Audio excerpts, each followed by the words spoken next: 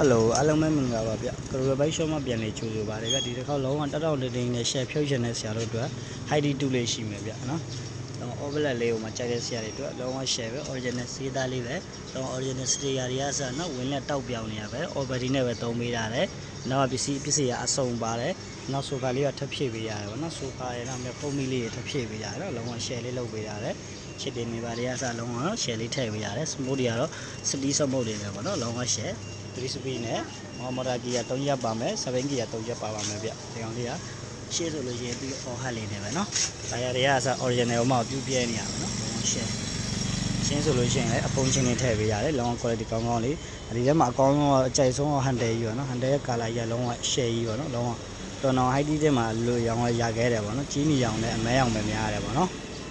ဟိုပစ္စည်းရเนาะ labor လည်း quality ကောင်းတဲ့ labor လေးကိုသုံးပေးရတယ်ဒီက3ရက်ပါမယ် home ပြီးပါမယ်3 speed ပါမယ်ပေါ့เนาะလုံးဝ share လုံးဝ share ပေါ့เนาะဒီကောင်လေးကကျွန်တော် Google Bike Shop မှာလာရောက်ဝယ်ယူလို့ရမယ်ပိန်းလေးပါဗျာနော်ဒီကောင်လေး26 site တွေကနေပြီးတော့တာယာအလုံးကြီးနဲ့ဖြစ်သွားမယ်နောက်လည်း original တာယာနော် original တာယာအောင်မလုံးဝ share နေနော်ရှေ့ဆိုလို့ရှိရင်လည်း order ရပန်းအောင်ပြပြပြီးထွက်နေရပဲစေးသားကလည်း စေးသားနဲ့ပဲပေါ့နော်ဒီကလည်းအဖြုတ်တဲ့အရှင်နဲ့ရပါမယ်ဒီကောင်လေးက original လီတီယန်နဲ့ယူမယ်ဆိုရင်တော့အဖြုတ်တဲ့အရှင်နဲ့ရပါမယ်ဗျမရဘူးကောင်လေးကလုံးဝ quality အနေထားကလည်းလုံးဝမိုက်မယ်လုံးဝဘယ်လိုရမလဲအကျန်းနဲ့သုံးကျင်တယ်တချို့ဒီမှာဒီကောင်လေး delivery ရအစသုံးလို့အဆင်ပြေတဲ့ဘိန်းလေးတွေပေါ့နော်ဒီအဖြုတ်တက်ဖြစ်တဲ့ပုံမှာဗရီနှလုံးသုံးလုံးဆောင်ထားတဲ့လူတွေအတွက်လည်းအဆင်ပြေတယ်တစ်လုံးကိုရင်တစ်လုံးဖြုတ်ပြီးသုံးလို့ရတယ်ပေါ့နော်